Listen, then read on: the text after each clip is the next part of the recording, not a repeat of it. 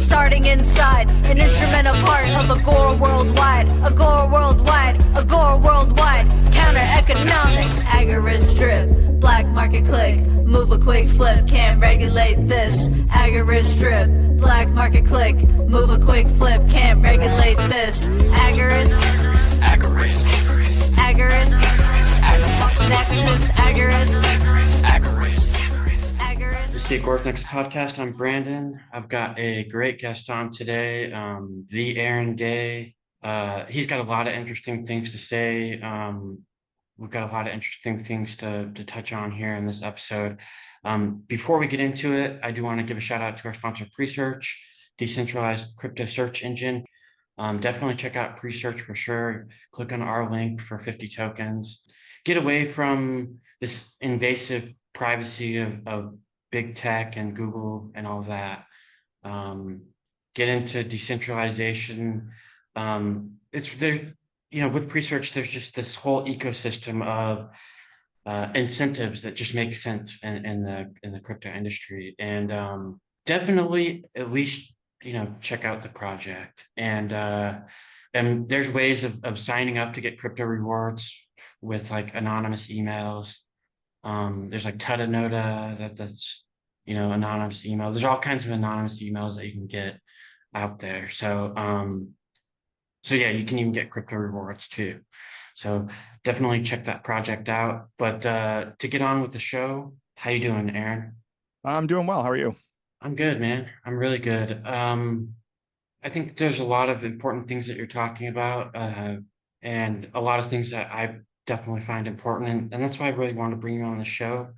I first wanted to touch on Roger Ver's situation because I'm a huge fan of Roger, but also I think that what's happening with him is just egregious, and it should definitely like insult humanity as a whole for what's happening to him. So if you could give us like a and who better to go over it than you? I think you've also kind of been in touch with the Ver camp and stuff like that. But if you could give us like an overview of like for our audience, just like what has happened with him recently, and what he's been through, and then kind of like an updated scenario of like what has happened with him just recently. Yeah, and I might even take a step back and explain for those that don't know the story about it. Roger learned about Bitcoin originally from Ian Freeman, and Ian Freeman and Mark Edge have a radio talk show called Free Talk Live, which is syndicated all over the country. It's been around for 20 years.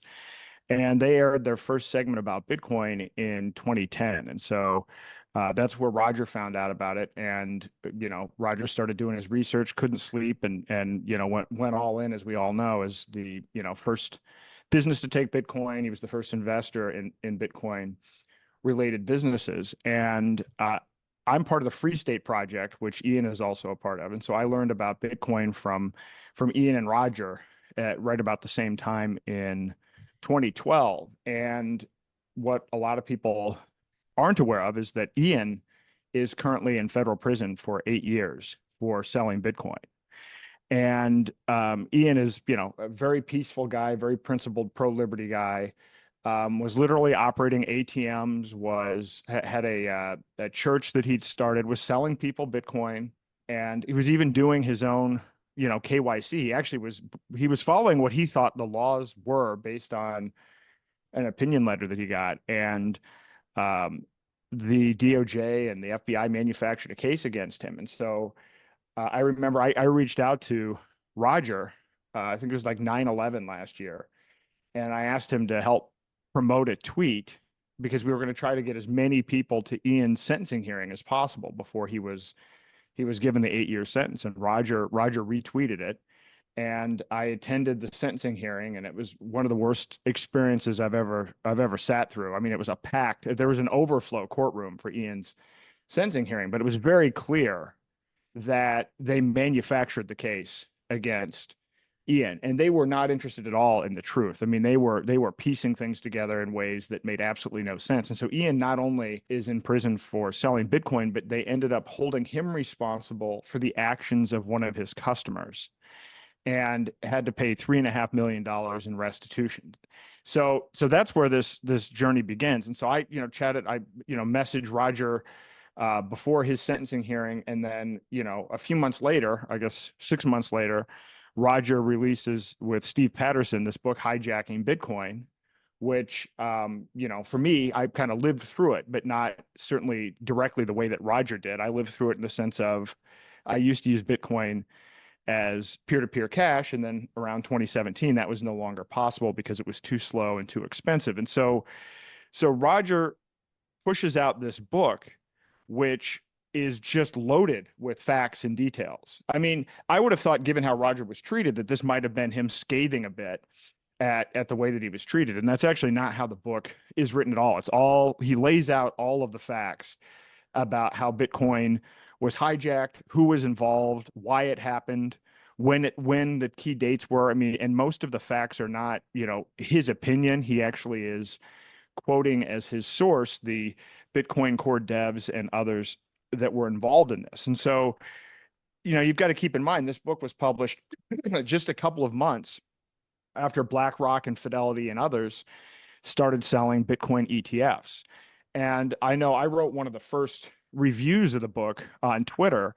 I mean, I got the book, literally read it the night that I got it, which was the first day it became available. And then I wrote it wasn't even in depth, but I just said, hey, this is great. This encapsulates everything that happened. And I immediately was blocked by Bitcoin core developers, people like Adam Back, people like Luke Dash Jr. I've been blocked by Michael Saylor.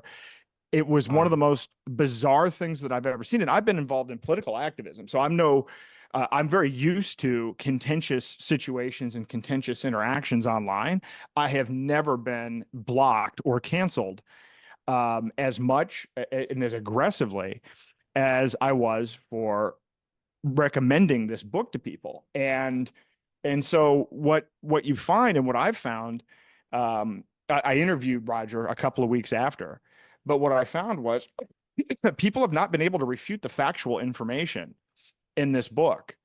So they try to discount it. They try to throw labels on Roger, and they try to use ad hominem attacks. But I've not found anybody that has engaged in disproving any of the key points. And so just 3 weeks or so after this book is published, he gets arrested in Spain and thrown into the exact same prison John McAfee was in when John met his untimely death. And I thought that this was really bizarre, to be honest, because when I had interviewed Roger was in South Korea, then he was in the UAE. Like, it wasn't publicly known that he was going to be in Spain. It's not like he was like headlined at a conference.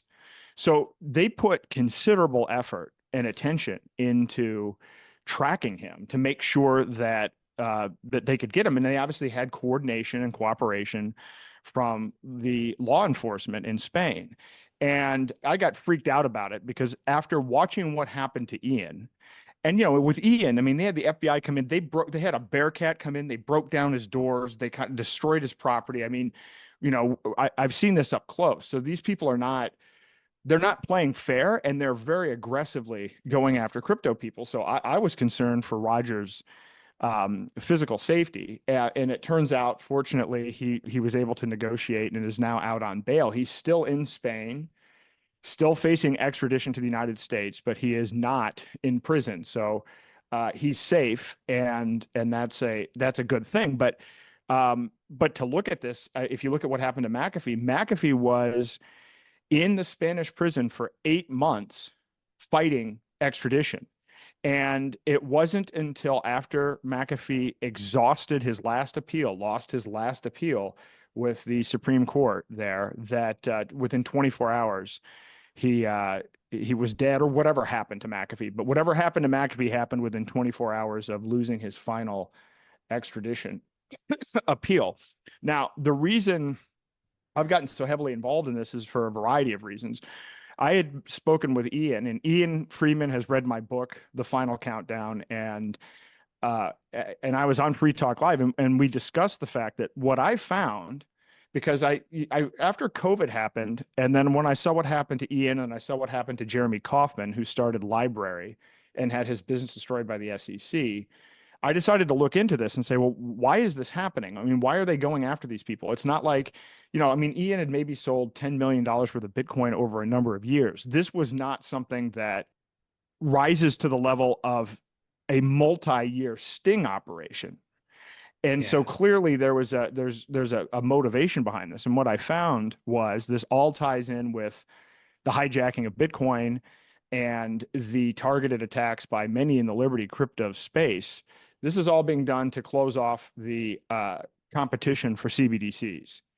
And so when I realized this last year, I actually wrote a book called The Final Countdown: Crypto, Gold, Silver, and the People's Last Stand Against CBDCs. And I kind of outline everything that I've learned, researched, and studied regarding CBDCs, which is that in 2020, there were 35 countries, excuse me, just at the research phase, just researching CBDCs. Really, only China was the only one that had made any significant progress developing a CBDC. So 35 at the research phase.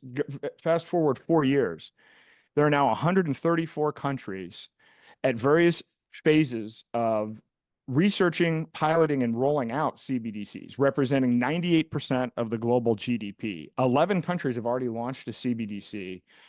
There are more CBDC accounts globally now than crypto accounts. And the United States has conducted 3 CBDC pilots. And most interestingly, this Project Hamilton, which is a CBDC designed to replace cash, to replace the dollar for retail transactions, was done out of MIT in conjunction with the Federal Reserve Bank of Boston, and even has a Bitcoin core developer named Corey Fields as one of the co-authors of the white paper. And Corey was a developer that worked on both SegWit and Lightning Network. So this is just my personal opinion, but my opinion is that the reason Roger was arrested when he was because this book was very damaging. And I can tell you just from the reaction myself, there are Bitcoin maxis that have changed their mind because of this book. Yeah, they've actually changed their minds because they've read the book. Yeah, I've actually seen that on I saw that on X. I forget who it was, but there was actually 2 of them that were like, wow, there's things in this book that I can't refute, and this is obviously evidence that goes against what the Bitcoin core maximalists have been talking about. Now, what are the excuses that the government has locked up Bear? They're saying that they locked him up for tax evasion from 2017, but he renounced citizenship and he paid his exit fee in 2014. Is that pretty much correct on that? Yeah, that's correct. And obviously I'm not privy to all the details. I've certainly done a lot of research on this, but yeah, certainly what I've read, reading through the legal documents is, I mean, and by the way, everybody should be worried about this that's in Bitcoin. There was a misconception by many, I think Ross Ulbricht and others, who actually thought that Bitcoin was originally anonymous. And now we know that, it's a public ledger and it's all transparent. And, the minute you touch a, fiat system or whatever, now all of a sudden they can use AI and chain analysis and track what you're doing. So now that's exactly what they're doing. So they're going back and looking at everybody's retroactive transactions, but it's absurd what they're claiming with Roger. I mean, it's one of these things where it's like, well, you should have declared this many Bitcoin. You didn't declare all the Bitcoin that you have. And when you leave the country, you're supposed to pay a 25% exit tax on all of your assets. Well, the thing is, even based on what they claim he owed, whether he owned, whether he owned them or not, if Roger had to dump that volume of Bitcoin, then he wouldn't have been able to pay the tax liability because it would have actually tanked the entire market. Like the whole thing is absurd and manufactured in ways that are clearly intended, I believe, to silence him. And I will also say, if you look at what's happened, Michael Saylor has recently settled his tax issue with the IRS without any criminal penalties. FTX had a multi-billion-dollar tax liability that they settled for pennies on the dollar. So unless there's some real simple, situation here. I mean, Roger should be able to get out of this, I would expect, fairly quickly and inexpensively based on the standards set by Saylor and FTX. And if not, then we should be especially concerned that they are targeting him, and should double down our efforts to kind of bring attention to this issue. But for right now, I'm like, I'm distanced. I don't want to do any harm. Like the fact that he's not in prison, I don't want to do anything or say anything that would actually harm him or in any way put him back in a cage. So he's got good legal representation, and I'm hopeful that he comes to a speedy resolution on this. Yeah, absolutely. I do want to get into what was kind of said in the in the book, Hijacking Bitcoin. Like, what are some of the arguments against what the Bitcoin maximalists have been saying? Well, I mean, the arguments against it are it's in the first line of the white paper itself. I mean, this was intended to be P2P digital cash. I mean, I think that anybody that was involved in Bitcoin from 2010 to 2017, that was actually always the understanding. So the truth of the matter is that the narrative was actually very clearly hijacked. It's clear what it started out as, and people would even run ads. This is how much it costs to use Western Union to send money back to your relatives in another country. And Bitcoin is a fraction of a penny or whatever it was, or pennies, and this is a way to separate money and state, and for people all over the world to have freedom to engage in voluntary trade. That was always the understanding. And furthermore, there was originally no limit for the block size in the white paper. The 1 megabyte limit was only put in begrudgingly as a kind of a test level. I mean, when you're rolling out a network, no one ever launches something at full scale. But the original idea was that there was going to be no block size limit. And if you look at how this thing was structured, the whole point of the mining incentives was just to have an incentive for people to secure the network until such time as there was enough volume and transaction fees to make a profitable business for the miners. That was the intent. And we know from the Marty Malmy emails, which this wasn't in the book, but I was simultaneously, I followed the Craig Wright lawsuit just as Hijacking Bitcoin was coming out. That was all about the same time period. So I looked at all the documents in that, and I look at the Marty Malmy emails, and it was very clear Satoshi from the very beginning said that Bitcoin was supposed to compete with MasterCard and Visa, and had the ability to do so at launch, and that was the original intent. So there's no doubt that was the original intent. What becomes problematic about this, and there are some things that people really have to reflect on, but this is now that we're 15 years into crypto, that just because something's open source, that's not this great panacea, because as it turns out, developers just don't write code for free, and other developers just don't go around auditing code for free.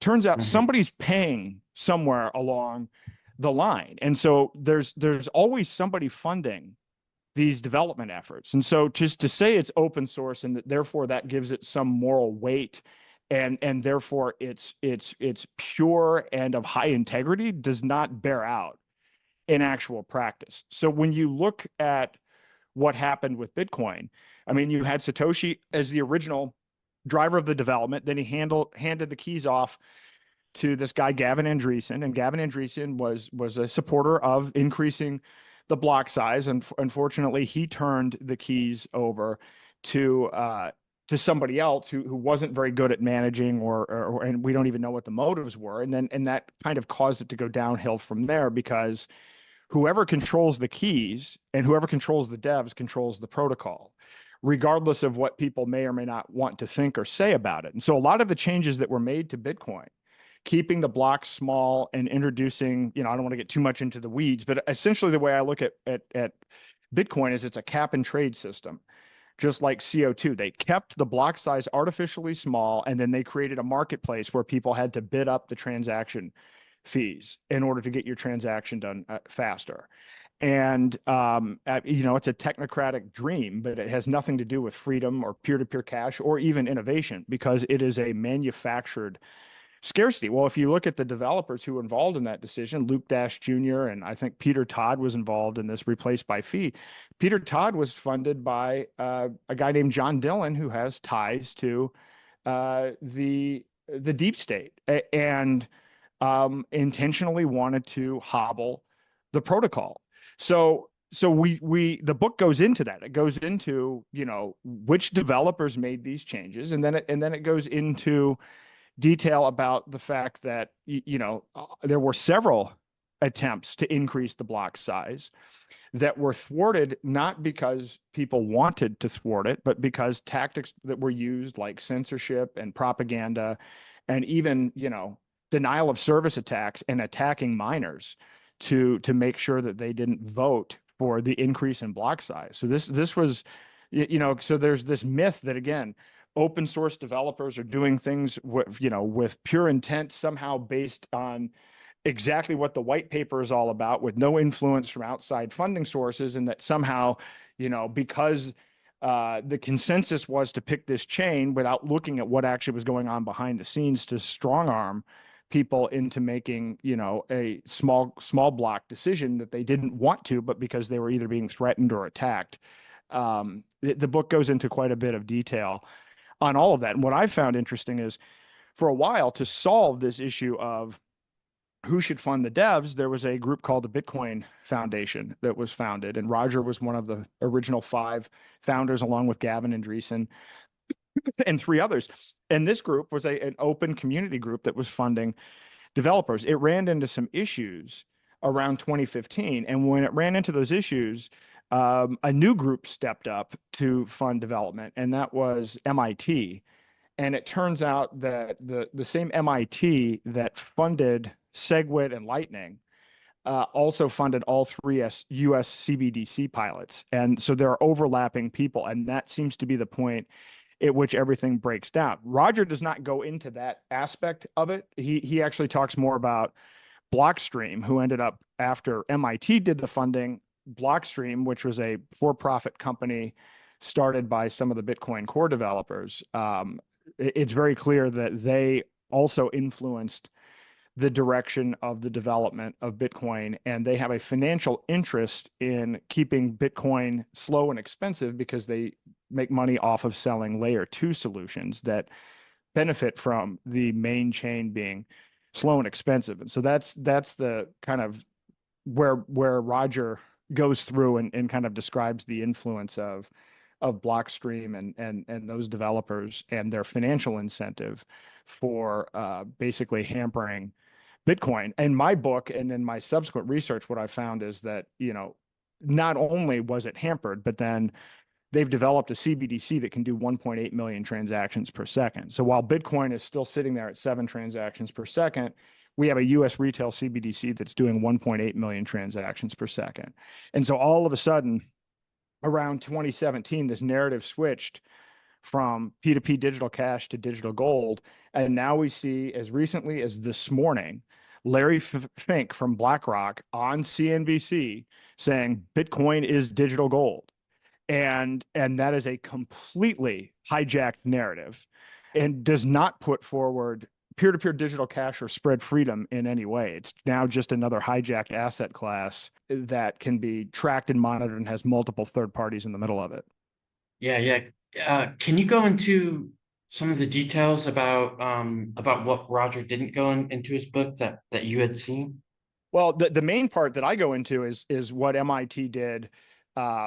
It's so MIT, this guy Joy Ito, who is the chair of the MIT Multimedia Lab, he also started a venture capital firm, I believe, called Digital Garage. And so he funded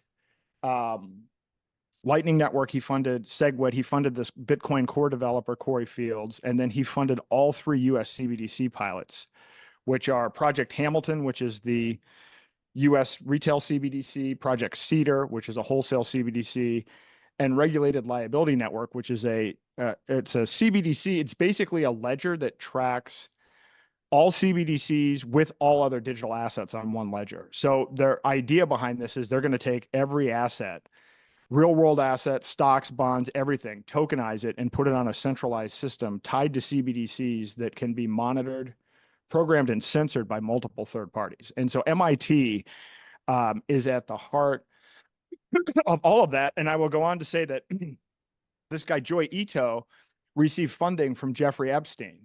And in fact, he had to step down from MIT because he did not publicly disclose that he had received funding from Epstein. So he received funding from Epstein not only Wow. for his work at MIT, but also for his private funds. And in 2017, Jeffrey Epstein did an interview and he came out and said, Bitcoin is not a currency. Bitcoin is digital gold, and went on a fairly lengthy explanation about how it's useful as digital gold. And so this is the aspect that again, Roger goes up to 2017, but actually it's gotten worse. Like Bitcoin keeps on getting hijacked over and over again. But until you understand that the reason that it was hijacked was to basically neuter it so that it couldn't serve as an alternative to CBDCs, then you realize we're in trouble, because we're now 15 years in and 134 countries are pursuing CBDCs. The US is pursuing CBDCs. And what do we now have to counteract it? Because all of the oxygen in the room is still being taken by Bitcoin. I've traveled to 22 states last year, and I've been giving talks on CBDCs. And outside of the crypto community and liberty community, most Americans don't use crypto at all. Only 1% of Americans actually used crypto to buy something last year. Most don't even know you can use it as a currency. They've never heard of that use case. Most people have heard of Sam Bankman-Fried and have never heard of Satoshi Nakamoto. And so they only think of it as a speculative asset. And most people have a negative opinion of it, even as a speculative asset. So the problem is that, when Bitcoin collapses, it's going to collapse the rest of the space, because people don't really know, even after 15 years, how to differentiate. And so it's frustrating to watch people who read the Bitcoin standard and somehow think that buy into a bunch of stuff that's completely not true and that has been completely hijacked with respect to this being freedom money and everything else. They're buying into a bunch of lies and propaganda, and they think that they're promoting freedom money when in reality they're enabling CBDCs. That's how bad this situation is. And again, as it unfolds, it gets worse. It gets worse every day. Then you get Jack Dorsey involved. You get all of these other people involved. I mean, this is not, these are not people that are on the side of free speech and freedom and decentralization. These are the people that have hijacked something, and they benefit because they sell second layer solutions that profit off of the hijacked main asset. But they use a lot of techniques and language to make it look like it's still somehow, Austrian economics and liberty related, and that ship has sailed. Wow, yeah. Now, since they want everything tokenized, I think you have a solution that's you've started something that is trying to have a counteraction or solution to the tokenization. Is that correct? Yeah, so there are two things. So I've been living on crypto since 2019. So I exited the fiat system and I stopped using a bank account in 2019. And so, I mean, I kind of saw where this was going. I spent a lot of time doing political activism, realized that that's not where it's at. And so exited the dollar. And so I go around the country talking to people about, hey, if you want to stop all of this stuff, the root of the problem is fiat. I mean, CBDCs are a threat, but the truth is most of the things that people are worried about with CBDCs, we already have with the fiat dollar. Banks are already monitoring people's transactions. They're giving your transaction data to the IRS. They're already shutting people's accounts off based on speech, like Kanye West, Nick Fuentes, gun groups, Dr. Joe Mercola, people in the health freedom space. And so this is already going on, and they have the ability Yeah, to and change the truckers in Canada. Yeah, absolutely. and the truckers in Canada. So most of the stuff that people attribute to CBDCs already happens. CBDCs are just a much worse form of that because it introduces the idea of programmability, being able to determine what it is you can and cannot buy and when you can buy it at a very granular level. So it just one-ups the current fiat tyranny system in a significant way. But it's become more difficult for me to live on crypto. Just the things that I do, a lot of times, I'm not directly paying merchants with crypto. You've got to buy gift cards, debit cards, and everything else. And I've realized that, 7 years ago, there were more restaurants and stores in New Hampshire that I could go to and pay with crypto directly without processors in the middle, without no exchanges. There were more of those 7 years ago.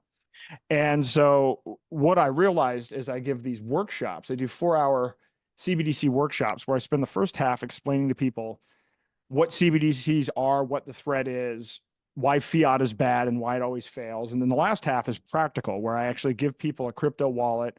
I give them some crypto gold and silver, and then I explain how I live on these alternative assets to teach them how to do it as well. And so there are kind of two things that I've realized, which is most of the stuff in crypto is not user friendly. I mean, the truth of the matter is there are a lot of reasons. Yes, the government's trying to shut down crypto. There are a lot of regulatory issues. There's the hijacking of Bitcoin and everything else. But when I got my first Bitcoin in 2012, it was actually better, faster, and cheaper than the traditional financial system. But since then, the big tech and traditional finance have launched things like Venmo, Zelle, Apple Pay, Google Pay, soon to be X payments. And so crypto just is not innovated. The user interface, because a lot of people say to me, well, people just don't want digital currency. Well, no, people use digital currencies already, the overwhelming majority of the time. The products in crypto are not user friendly, and there just hasn't been a focus on that. And so what I realized that we need, if we're going to onboard a bunch of people, because the only way we ultimately will stop CBDCs is not politically and it's not by legislation. It's by people using an alternative. And in order for that to happen, we have to have an alternative that's actually easy to use and can scale. So I started working on a project, and as I looked at this, well, we need crypto wallets and we also need a point of sale system. And I'm not going to build both. In fact, I don't care if I end up building any, as long as the solution gets built, because it needs to be open source with no central ownership or point of failure. So, as I went through this, I'm now kind of leaning towards using Cake Wallet as a default, because it's open source and it's easy to use and it works with cryptos that are actually, cost effective and easy to use and can scale, and it has a lot of features built into the wallet. And then the next stage is to build a point of sale system that so the issue is this. So from the merchant's perspective, if you follow what's been going on in the last 15 years, you may see these websites where it's like, oh, here's a map of all of the merchants that take XYZ crypto. And it turns out, well, usually what happened is some enthusiast related to a specific crypto project went to a business owner and showed them a wallet, and they did one transaction. And then now all of a sudden that business is up on a map, and, but there probably have been zero other transactions, or maybe only a handful of other transactions. Most of the point of sale systems for crypto haven't survived. I mean, there was one up here, AnyPay, that actually was pretty well used up here, but the devs behind it left as was part of the raid with Ian Freeman and everything else. And so the truth is, the biggest pain point is that merchants don't have an easy to use system. And so what I'm trying to do is build a point of sale system that includes crypto, gold, and silver. So you could have tokenized gold and tokenized silver, because what you need to have as a solution is something that has combined purchasing power, so I guess measured in market cap, and also combined transactions per second to be able to handle onboarding a lot of people in a short period of time. Because what's going to happen is they're going to roll out CBDCs in an emergency. And if we don't have something that can onboard a lot of people, then we're going to be like Bitcoin was in 2017, where all of a sudden people are looking at $50 transaction fees and waiting 8 days for transactions to be cleared. And so then that's not an actual solution. So what I've been saying to everybody is it has to be a multi-coin solution, and it has to be a multi-asset solution. So regardless of what people think the technical features are of their crypto, if it doesn't, if your crypto has a $50 million market cap, it's not in and of itself part of a solution. You've got to kind of bundle that together. And there's a way to integrate gold with this, because I use gold backs. I don't know if you've ever seen these. Yeah, they're pretty cool. So I use those, and I know the guys over there, and I'm like, and I have a system I can log into, and I can buy online gold backs and silver and gold, but it's not even tokenized. It's on a central database and it's all tracked. It's like, but if I buy gold backs from you and I go and pay using gold backs, then it's completely private. So I was just at the barber shop last week, and I gave the guy some Zano, and I gave him some gold back as part of the tip, and nobody's going to know about that transaction. And now he can use the gold back wherever he wants. But if I'm using this stuff online, it's all in a central database, not even tokenized. So there's a way to tokenize gold and silver. in a way that also preserves privacy. And that's one of the applications that I see amongst others for Zano, which is Zano is basically it's Monero for tokens. I mean, so if you think about, you can tokenize anything. In fact, when you look at global assets, the total market value of global assets is more than $1 quadrillion. So when we're talking about assets, we're talking about stocks, bonds, real estate, art, collectibles, literally anything that can be traded as an asset. Money only represents 5% of global assets. And so that other 95% that can be tokenized and traded. And what Zano allows you to do is tokenize any asset and trade it privately with Monero level privacy anywhere in the world. And so this opens up a global marketplace for people to be able to trade anything. And that's so I got interested in that because that is, I think, part of an overall solution to stop CBDCs. Is we need crypto, gold, and silver as a replacement for cash, but we also need a tokenization solution, because what they're building is a centralized tokenization solution that works in conjunction with CBDCs. So to me, it's kind of this multi-asset point of sale system is one part of the solution, and Zano is another part of the solution. So I've spent a lot of time in tokenization. I spent a lot of time working with Ravencoin when it was started, which is a great project. It's a fork of Bitcoin. It allows you to tokenize anything without having to create a smart contract. But it is a fork of Bitcoin. All of the transactions are transparent, just as Bitcoin transactions are transparent. And so I've come around to the idea of that privacy is going to be absolutely critical, because we see this with everything from what happened to Roger, to what happened to Ian, to what happened to people, the Tornado Cash guys. I mean, they are going after everyone. And by the way, it's government policy to do this under President Biden's Executive Order 14067. It's official government policy right now to explore CBDC and to take a whole of government approach to cracking down on digital assets. And that's what they're doing. I mean, the SEC has gone after successfully over 127 companies. The CFTC went after 47 companies last year, and that's mostly in the DeFi space. The Treasury Department, the FBI, the IRS, literally, it has been a full court press. The largest ever settlement in the history of the United States Treasury Department was the $4 billion they extorted from Binance. And so they are absolutely cracking down on everything. And when I take a look at this, and I guess the reason that it's affected me so profoundly is, if you were going to look at kind of like they look at it, with pandemics, like who's patient zero, right? How did this, disease spread? Well, if you looked at, well, how did Bitcoin spread? And you were going to analyze this and say, well, who are the most influential people? Well, I mean, so Ian introduced Roger. I mean, if you look at the two of them and the profound impact that they had, this entire crypto space would not be where it is today were it not for Ian and Roger. So to go after both of them and to try to silence them is designed to have a huge chilling effect, because those are two people that have been very influential in spreading ideas about P2P digital cash. And so they're continuing this. They're continuing to ramp up on all fronts, to the point now where, if you're honest about it, there are really only 4 major exchanges left in the United States. They're all being sued by the SEC. The IRS now requires you to disclose your self-custody holdings, which, by the way, is the next step to you having to register your crypto with this regulated liability network that's tied to CBDCs. This is all interrelated. And there are other things that they're working on in terms of even the legislation that people think is pro-crypto. All it does is empower banks.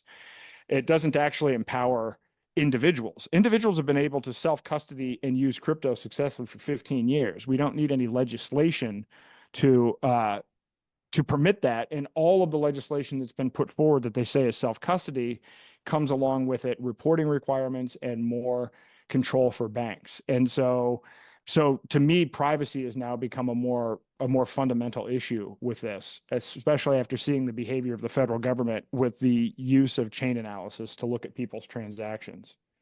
Yeah, absolutely. I mean, I can't even see a cryptocurrency being fungible without privacy, because I mean, once the government considers certain coins to be tainted or certain transactions to taint coins, like I guess that, for example, there's uh some Bitcoin that were used like in Silk Road and stuff that like exchanges won't take, you in essence lose fungibility. So it's almost like any coin that's not that's not private seems to me to be like an NFT, like you know, a non-fungible token. And so yeah, you know, privacy is definitely one of my top concerns in the crypto space and has been for a very long time.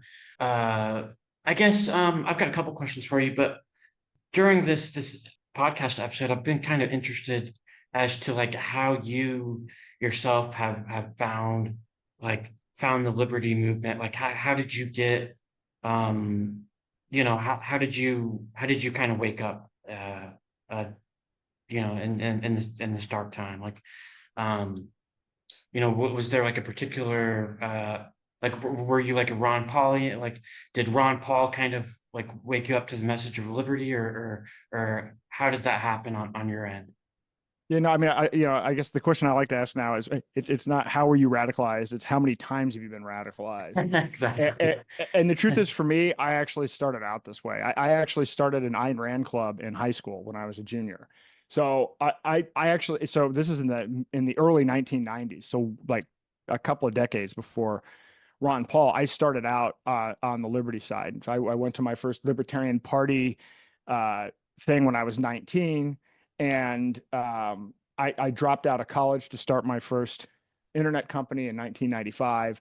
So I kind of had so I wasn't radicalized in a the government took something from me. I started out with hey, I'm pro capitalism, pro individualism. I'm going to drop out of college. I'm going to start a company when I'm 19. Like that's actually what my starting point was.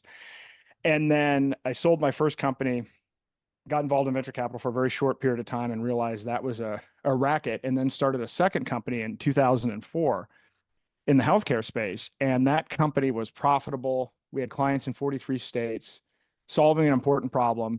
And it was destroyed by Obamacare, Dodd-Frank, and the DOJ. And but in my case, I wasn't targeted. My business was destroyed as collateral damage. Like no one was like, oh, we got to go after Aaron Day and shut him down. I was literally the collateral damage of three separate things that had nothing to do with my business directly, but that made it so that I could literally no longer offer my services or deliver my services. And so that set me down a different path. So I kind of went from the, Ayn Randian, entrepreneurial side of things to now I'm pissed, and now I'm radicalized. And so I became an activist, moved to New Hampshire as part of the Free State Project, which is a movement to get 20,000 Liberty people to the state of New Hampshire to make New Hampshire the Liberty beacon on earth. And I, became the chair of the Free State Project for a few years. I got involved in politics. I ran a super PACs in a number of organizations and got over 100 people elected at the state level, even ran for U.S. Senate and governor myself. And but I gave up on politics in 2018 after not only my own experience, but my stepmother was heavily involved in politics for 30 years. So I've seen Republican Party politics up close at the very highest level. And then my own has been kind of a combination of libertarian and liberty Republican. And I finally kind of gave up on it in 2018 and decided, all right, I want to create alternative solutions outside of the system. And I like blockchain technology. I like the ability to get rid of third parties and to enable voluntary transactions. That's the area that I want to be in. And so this is where I got involved with Ravencoin. Is the idea is, you can literally tokenize any asset. So it really enables people to trade anything of any value anywhere in the world without third parties. And so to me, that was a much better approach for trying to attain freedom and to promote freedom than the political process. But then COVID happened. And then on top of COVID happening, then I started to see my friends have their businesses destroyed by the federal government and get thrown in cages related to cryptocurrency. And that's how I did my deep dive. And that's how I got to where I am now, singularly focused on stopping CBDCs. Because if we don't stop CBDCs, CBDCs are absolutely the gateway to complete digital tyranny, because once you have CBDCs and once you can program and censor people's money, you can control their behavior. And that is the design. The design is to link this with social credit systems, digital IDs, vaccine passports. And in fact, in my book, I go through explicitly what they're trying to do. I mean, the goal on this has been, this is a 5 decades long initiative to end up with one world government that's backed by a single digital currency that's backed by energy credits. This has been a kind of the long-standing goal of the technocracy movement. And if you want to know what that looks like the UN has 17 sustainable development goals. So if you go through and look at those goals, and you look at those as elements of a social credit system, well, ask yourself, if your goal was to put these goals forward, but in the context of using energy credits and carbon as the currency, what behavior would you track, and what behavior would you reward and punish? And that's kind of what the future looks like for this. And you can actually see that that's what they're building. So like in the US, we have the CBDC pilot, but then we have this regulated liability network. So this means there's one ledger with all digital assets and CBDCs. Well, the UK is also building a CBDC and a regulated liability network. And so is Europe, and so is Japan. And these are being developed so that they all interoperate. So what happens as these countries are rolling out these CBDCs and digital asset programs is you end up with one global ledger that controls all CBDCs and all digital assets globally. That's what is being built. And what's alarming is there's actually something called a Doconomy MasterCard that exists in the marketplace today, and it is co-branded with the UN with their Sustainable Development Goal 13, which is climate action. People are signing up for a MasterCard that tracks their carbon, and when they use too much carbon, it shuts off the card. This already exists in the marketplace today. MasterCard is already working with 136 companies. They're already tracking carbon, and they're linking that carbon usage to the financial system and the ability to control access to money.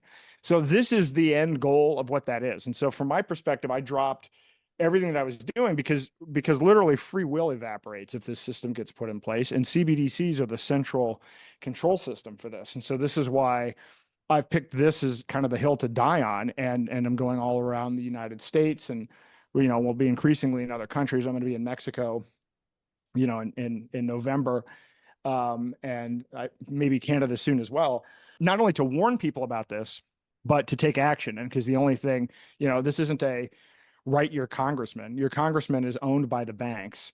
Your governments, the U.S. government, the whole point of Congress is their power of the purse. They're not going to give up control over money.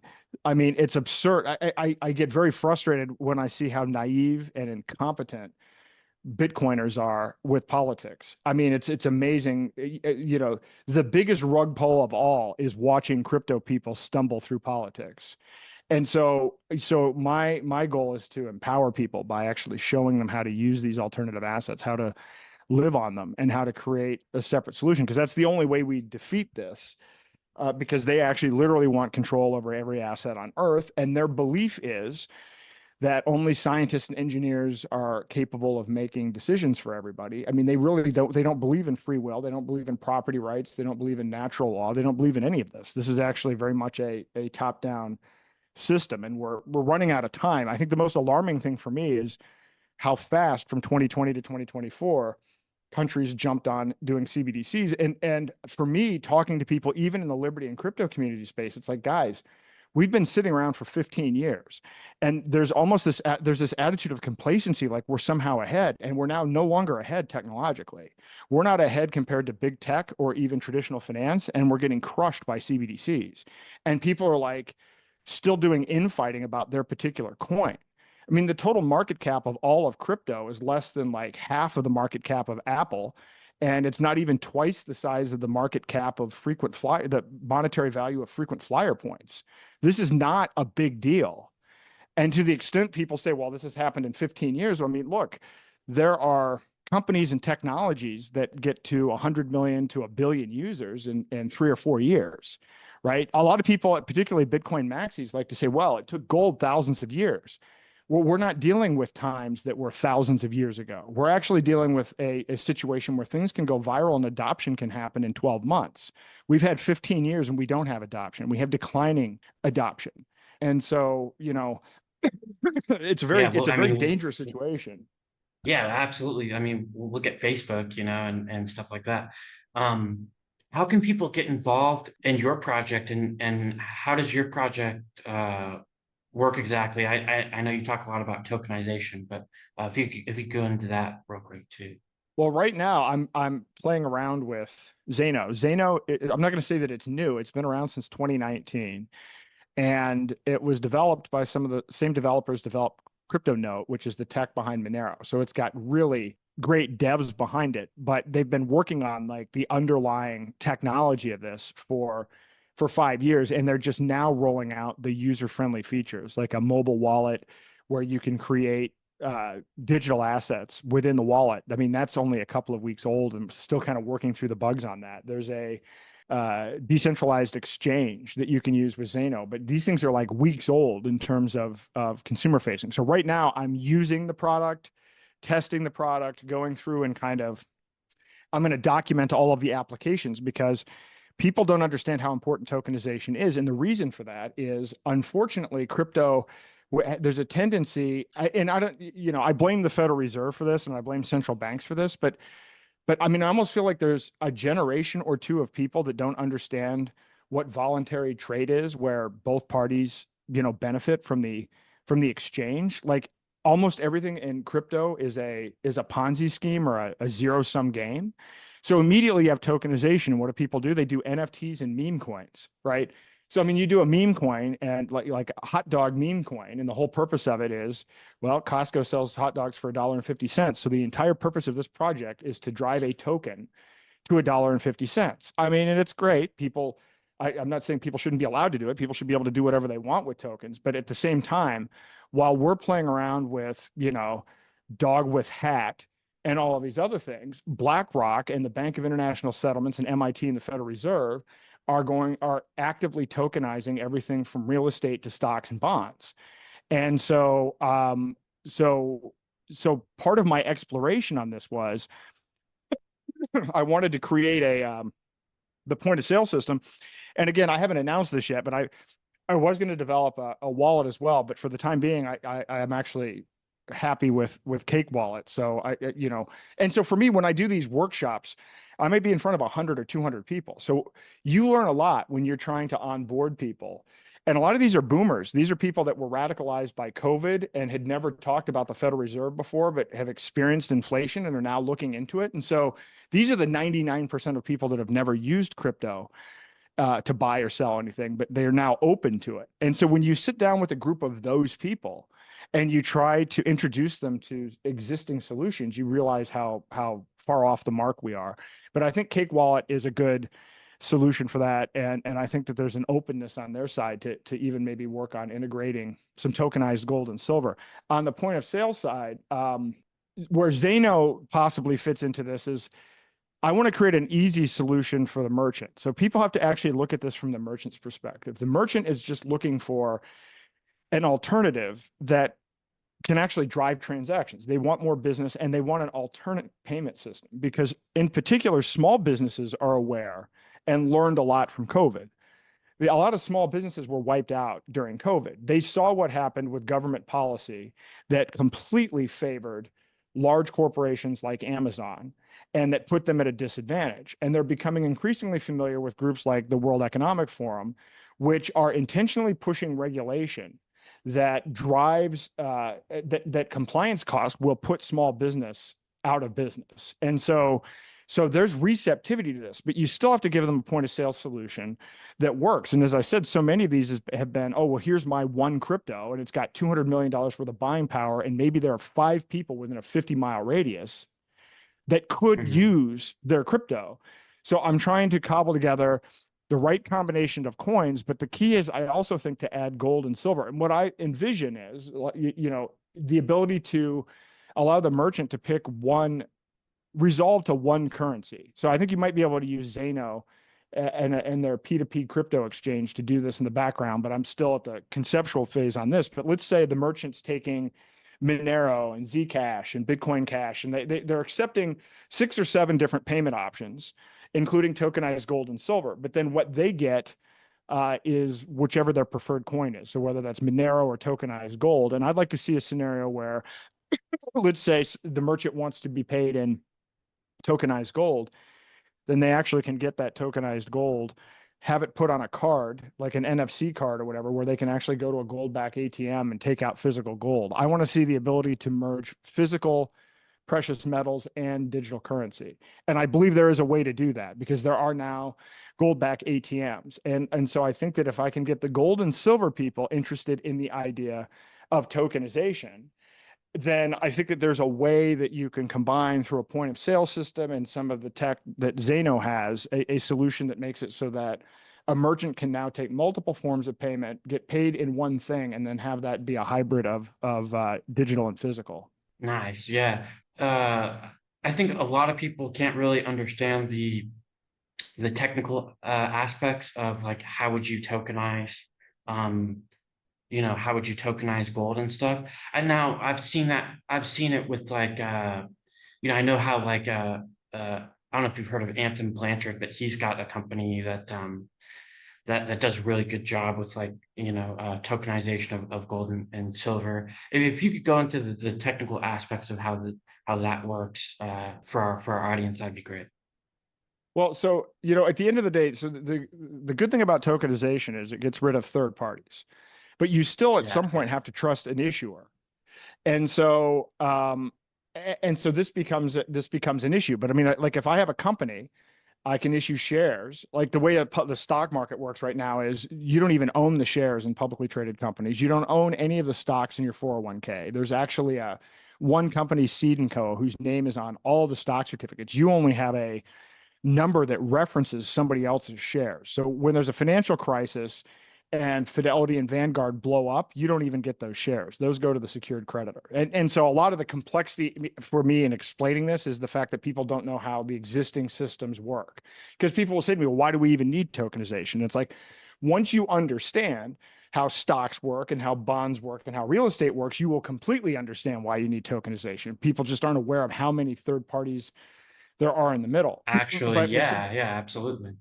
And I'm going to be spending a lot of time in the next 60 days doing this. And I'd already documented this a lot for Ravencoin, but I'm going to go through in real detail and explain to people, like I have 50 different use cases, 50 different types of things you can tokenize, literally totaling $1 quadrillion. But I'm going to break those down into the 50 different segments to explain to people what you can tokenize, how you would tokenize it, and who the third parties are currently in the middle of the system and why it is that they add cost and inefficiency. And so this is going to be a huge educational effort, but this is why I'm so passionate about it, because I have studied this for years and I realize how important it is. Now, to tokenize gold, to give you an example, I just tokenized a gold back. So I took a gold back, I took a picture of it. I created, I guess you could call it an NFT in this instance, but I created a token of it and I actually sold it on the Zano exchange. And in this particular case, the gold backs actually have serial numbers on them. So I actually tokenize each individual gold back. Now that's not necessarily necessary or the way to do it. But like right now, I'm not sure what Anthem is doing, but various vaults have, they have gold. They have, a certain quantity of gold or silver or gold backs, and it's audited. And most of the way that these systems work is they're centralized databases. They're not even tokenized at all. You log into a system and they're using whatever, an SQL database, whatever it happens to be. But those issuers, those vaults could just as easily decide to tokenize that gold. So they could say, okay, well, we have 2,000 1-ounce gold rounds. So now we're going to create 2,000 tokens. And you could do the same with silver. And then people could use that as currency. And then there could be a way for there to be redemption, because right now it's like, so if I go online and I buy gold and silver, I can actually redeem it. So I'll have a certain amount of quantity. So in a database that I have for my gold back account, It's like I have 10.5 gold backs or whatever, 10 gold backs, whatever it happens to be, 10 pieces of silver, and I can redeem that.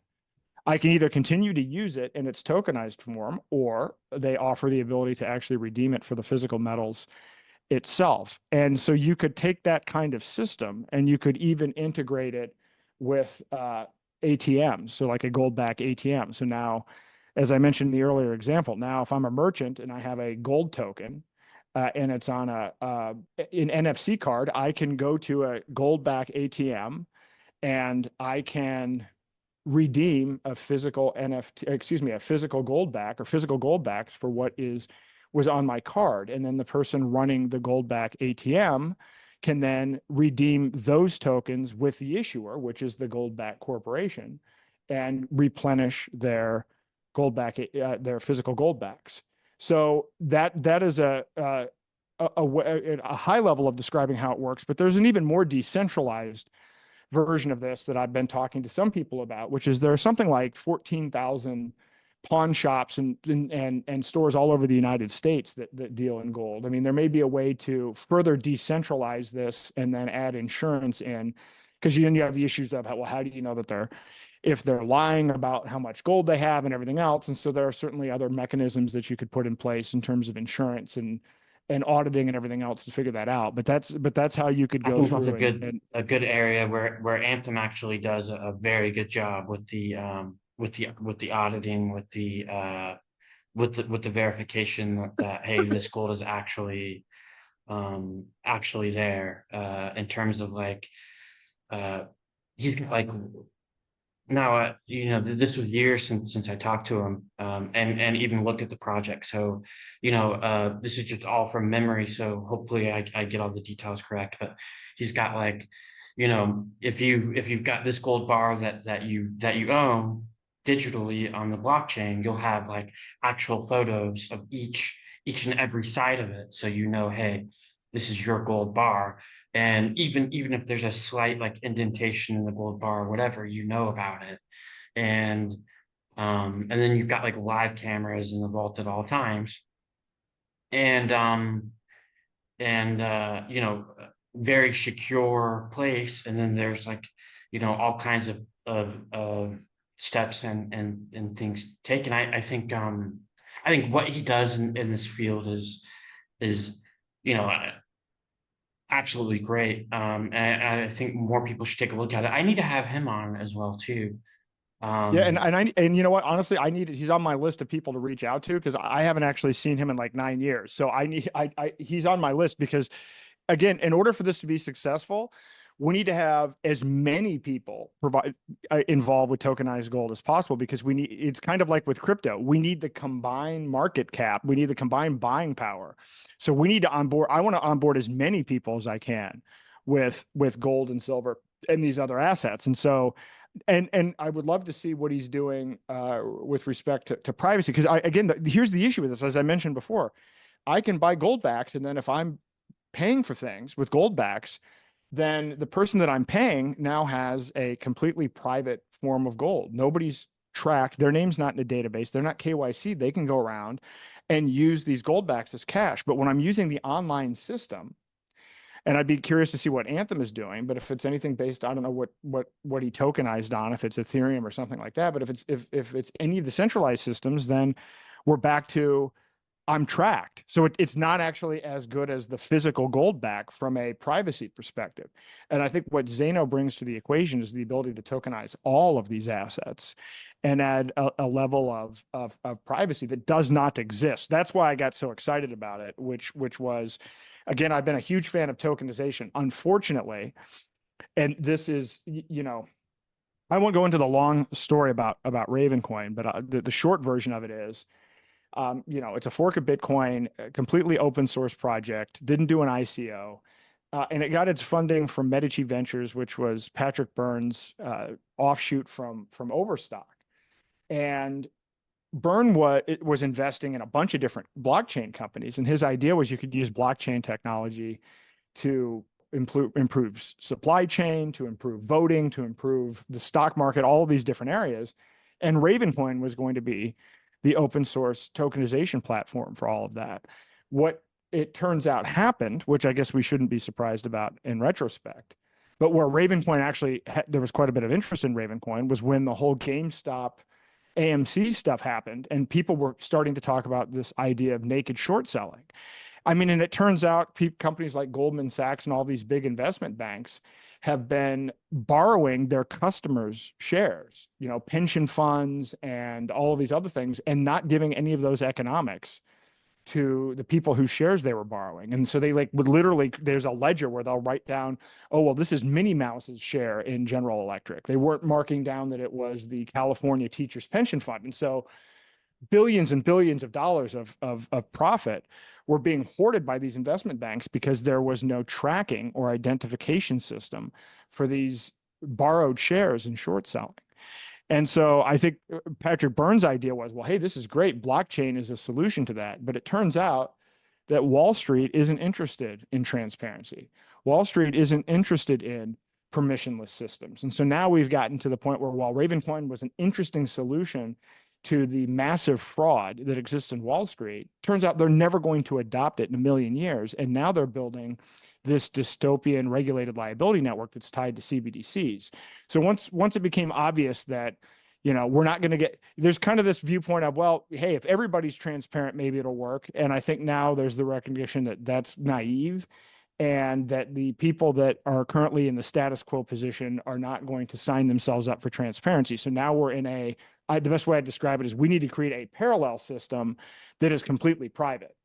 But that's kind of how I got into how important Zano is. I actually think it's the most important technology out there because of the fact that we're talking about $1 quadrillion worth of assets. And because we know that the people that are on the other side of this are looking, when Klaus Schwab makes that statement, you'll own nothing and be happy, this is how they're going to do it. And I want to bring up that part of what's happened in the last 5 or 6 months is I became aware of, have you ever heard of the Great Taking? No, but I have a pretty good idea of what you're talking about. But yeah, go on. So anybody can look this up. The book's available for free. I've met the guy. In fact, I'm talking to him again tomorrow. David Rogers Webb. He's a investment bank. Was a kind of an all-star guy in finance, and he stumbled across the fact that after the 2008 financial collapse, a group of people in the financial services sector went around to all 50 U.S. states and got changes to the Uniform Commercial Code UCC language, and basically structured it so that if there's a financial collapse, the stocks and bonds that you think you own will actually go to the secured creditor and not to you. So there's some insurance, but the insurance for investment products through SIPC is less than FDIC. And FDIC only had about 1.2% of customer deposits in reserve. And when those 4 banks collapsed last year, they blew through all of it. Well, your stocks and bonds are even worse than that. It's a smaller percentage. So when there's a mass financial collapse, what will end up happening is the secured creditors for, Vanguard and BlackRock and all these, they're the largest, they're the 4 large banks. And so in a great financial collapse, basically the 4 largest banks, and who are the ones that are probably the largest owners of the Federal Reserve, will literally end up with everybody's assets. And so kind of learning and digging in and kind of validating this great taking concept. So essentially, legally, this has already happened, right? But then there's the technical question of, well, what are the mechanics of it? Well, once you tokenize these 401ks and public equities and everything else on the system tied to CBDCs, you can have the great taking and the great reset with the click of a mouse button.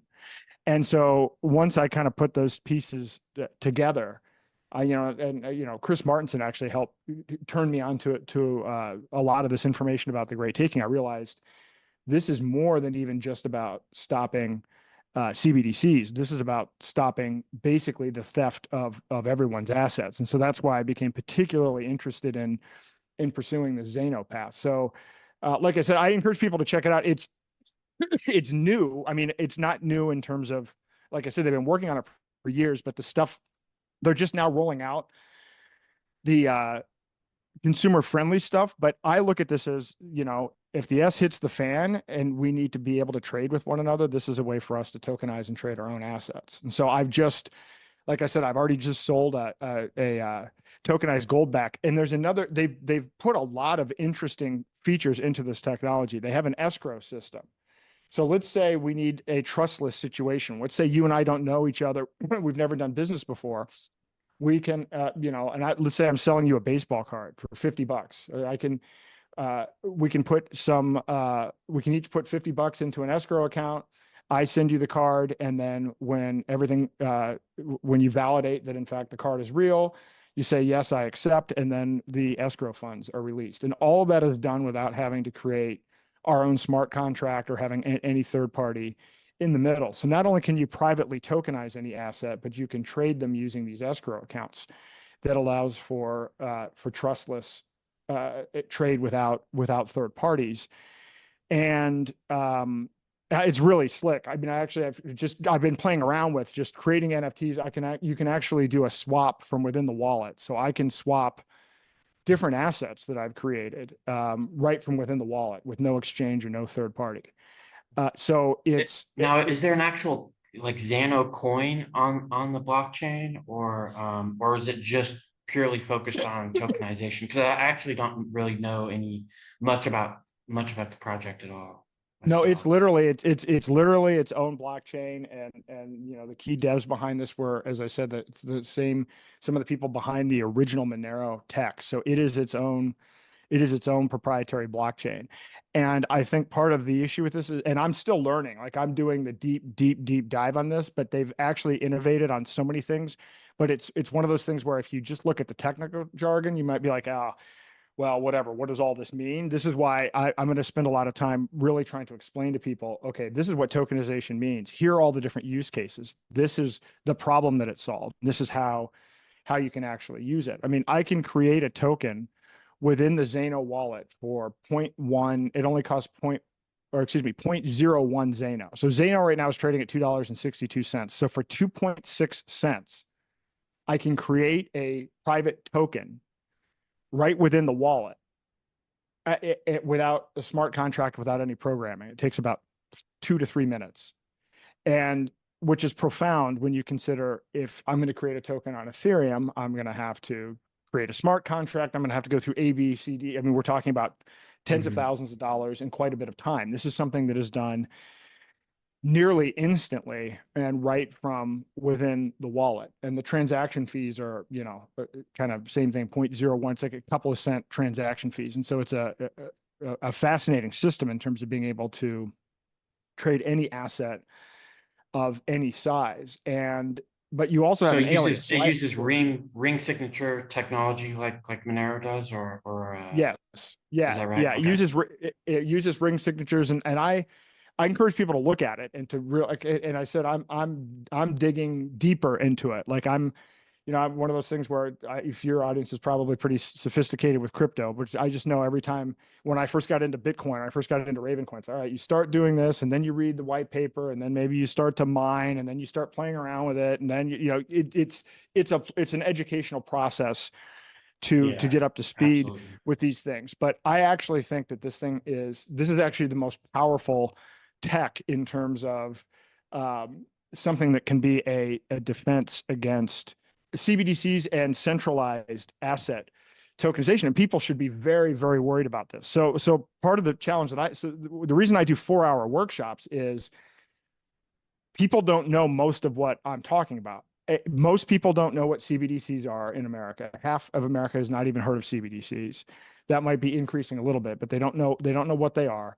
Most people have no idea how fiat works. They don't know how the existing monetary system works. They have it's just kind of like the dollar has always been the global reserve currency. No one ever questions that. No one understands where the money comes from, how it works.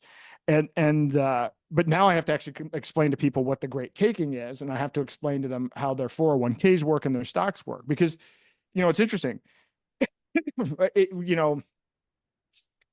In my opinion, the reason that the stock market has gone up the last, couple of decades has nothing to do with the free market at all. It has everything to do with something called the Revenue Act, which was passed in 1978 under Carter, which is what enabled these 401ks. So it's basically, I view it in a way as almost a social credit system. So you have these investment vehicles. So people put whatever up to whatever percent, 10% of their income into 401ks. So they're buying these baskets of stocks with pre-tax money. And if they take it out early, they get severely penalized up to like 40%. If you take it out before you're 59 and a half, you have to pay a penalty on top of paying ordinary income tax. So in essence, most people have no idea what their investments are. It's just something that comes out of their paycheck every 2 weeks. They never look at it. They don't know what's in it. They get guided by, quote, financial advisors that try to help them pick which baskets of stocks to buy. But then they don't even own those stocks. Because if I own a share in a company, I get voting rights. But nobody gets voting rights, because if you did, you'd be getting statements every day, right? Because if you've got a 401k, you've got multiple funds in the 401k, you've got, you own hundreds of stocks. So you should theoretically be getting notified about shareholder votes on a constant basis, but you don't. All of your voting rights are given to the custodian, which is why Vanguard, BlackRock, and State Street basically control most of these corporations, because people who own these 401ks have assigned their voting rights. And so all of this is, it's complicated. It's complex for people that don't know how the existing system works. But I mean, I like to say, guys, you already don't own anything. You just don't realize it yet. And so like the real, challenge in the battle right now is to reclaim our own assets, and to do it immediately, reclaim our own money, reclaim our own everything. I mean, we've gotten so conditioned to signing away our rights, whether it's a click wrap agreement every time we use an operating system or log on to a new social media tool, or these investment products through financial advisors that we don't own. I mean, we've done it to ourselves. Or even we've purchasing just your standard video game. When you sign that user agreement, you're basically saying that you don't own it, and it's just it's almost with everything. And you're exactly right. Like I tried to tell a family member a couple months ago, and this family member is completely obsessed with stocks.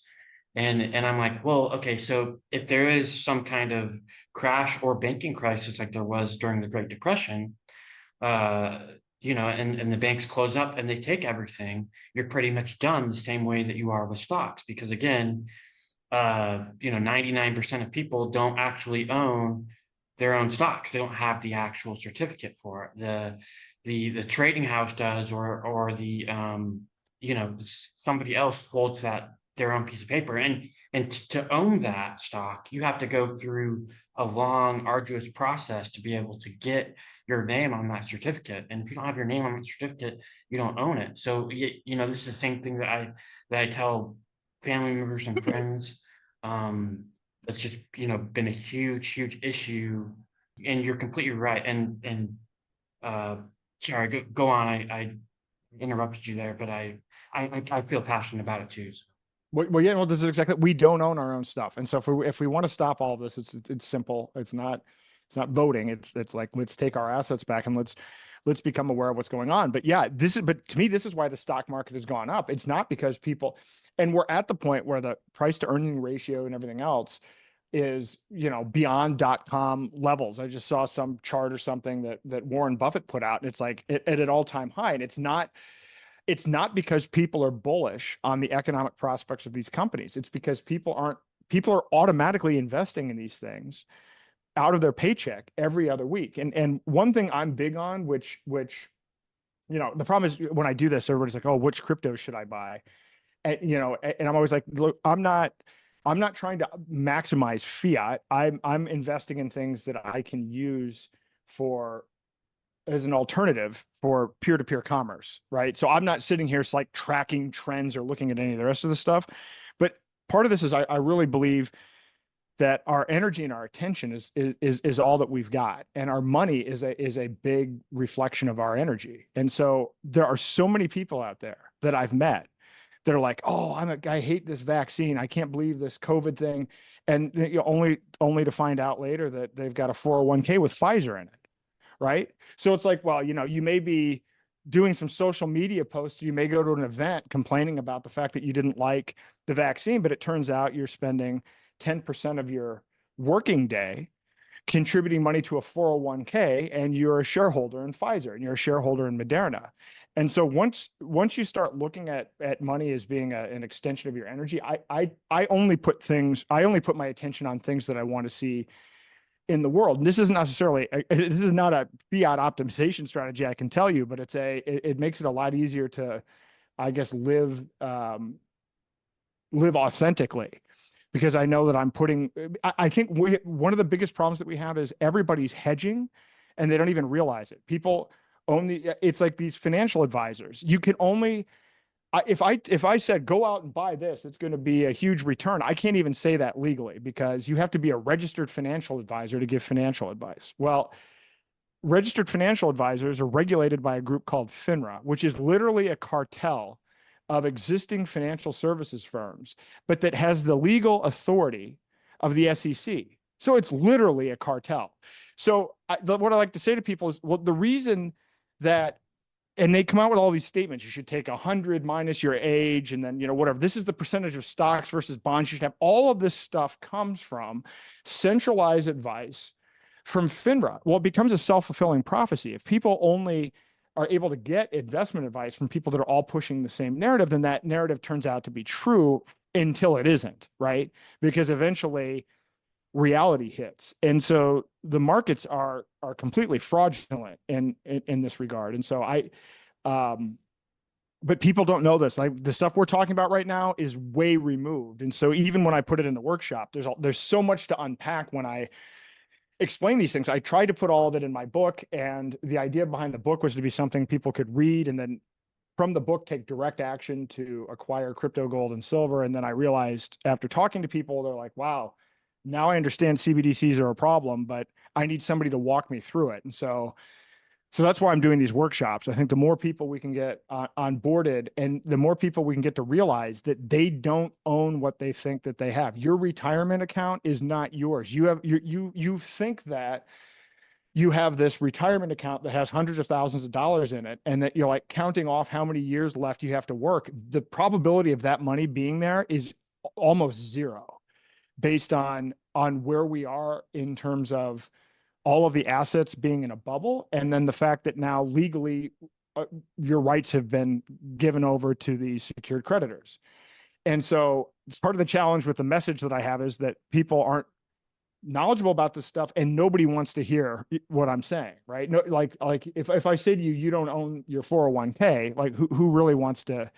You would prefer not to hear that, and if you hear it, you would prefer to ignore it or discount it. But the more people we can wake up on this, the faster, the better off we're going to be. Yeah, I've like, I totally feel you. Like, I'm not trying to like shill crypto as in like, okay, this is going to give you the most fiat at the end of the day. I just look and like at projects that that get me away from the traditional financial institutions, and that can bring me some kind of value in like a peer-to-peer way. It's that's really like the projects. I'm not trying to like show trends or speculate on like analysis charts and trading charts, and it's here. I've never really liked that or done that.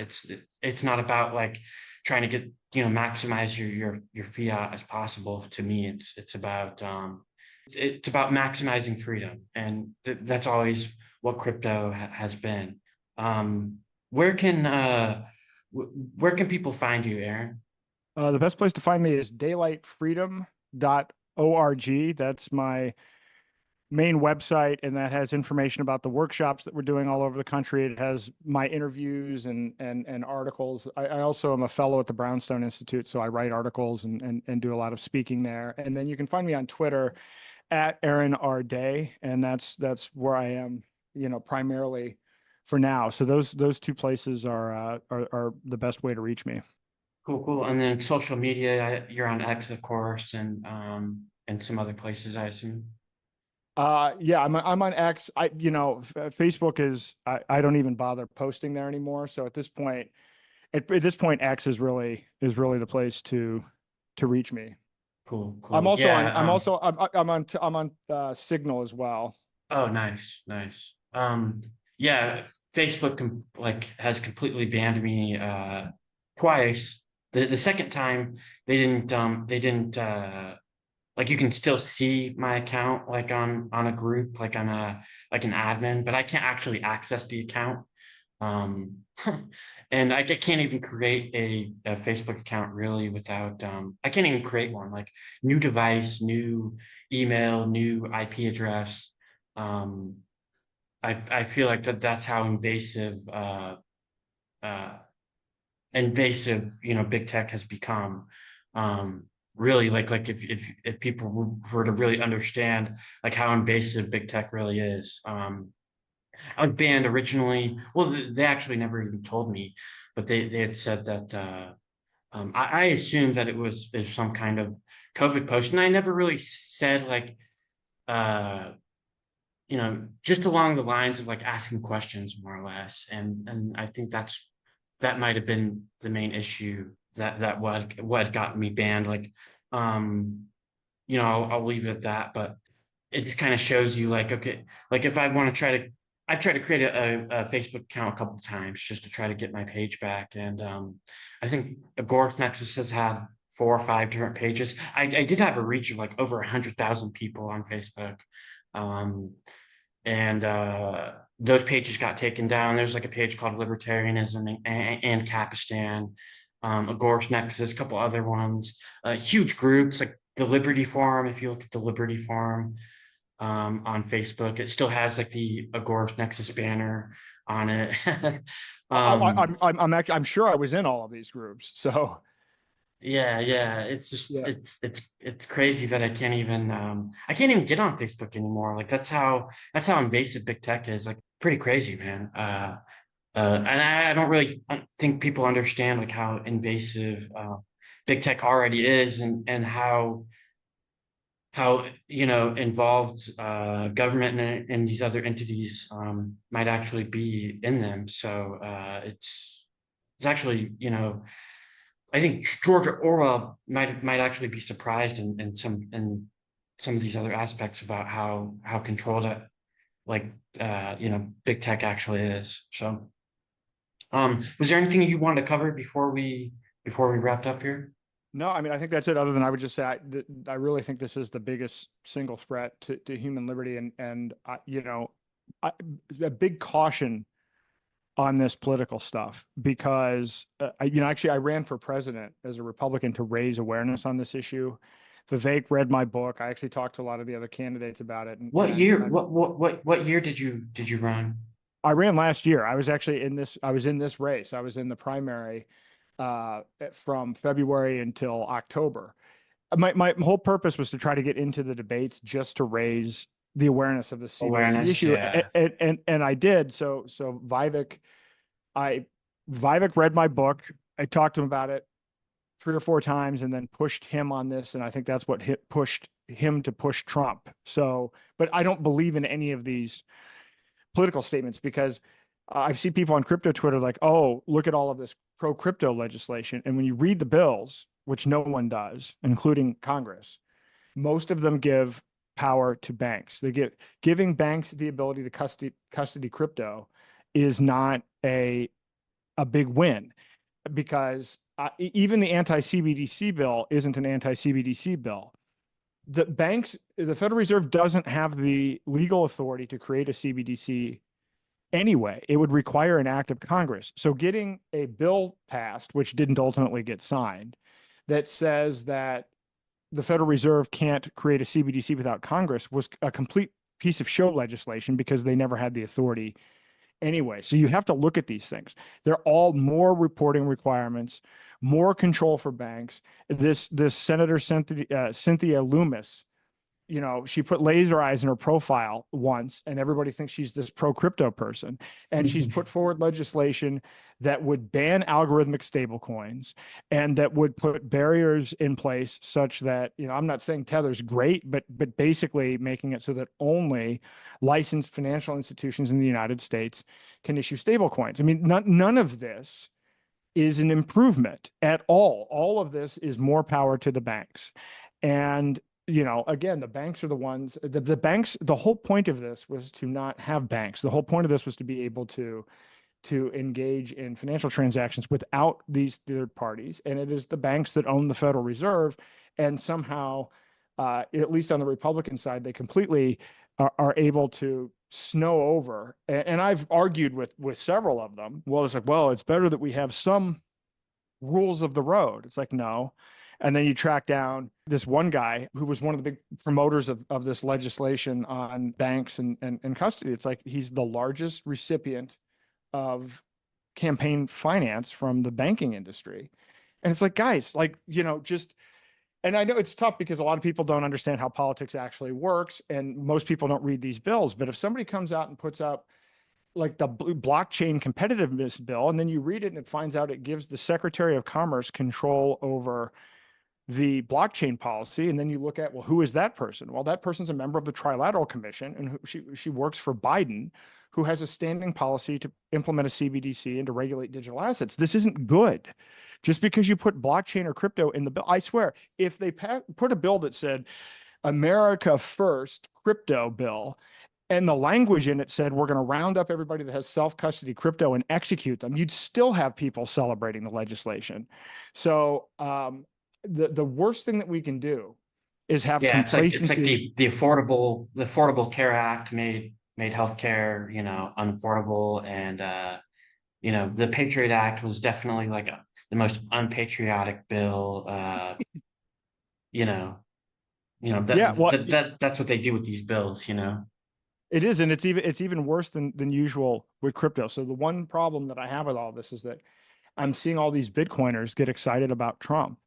And it's like, I'm sorry, to call Trump the sound money guy, he printed more dollars, that he printed 40% plus of all of the dollars that had ever been in existence, more than any other president in history of the United States. And he added $7.8 trillion to the national debt in one term. This is not a sound money guy under any set of circumstances. So the fact that he comes out and makes a statement that says, okay, well, if I come out and make a statement that says I'm for Bitcoin, what does that even mean? And he's being influenced by BTC maxis. And so this has nothing to do with peer-to-peer digital cash. And now we're back to just regular cronyism, except I would argue that some of these Bitcoin maxis are actually even worse than central bankers. I mean, Max Kaiser's behavior is worse than Jamie Dimon's.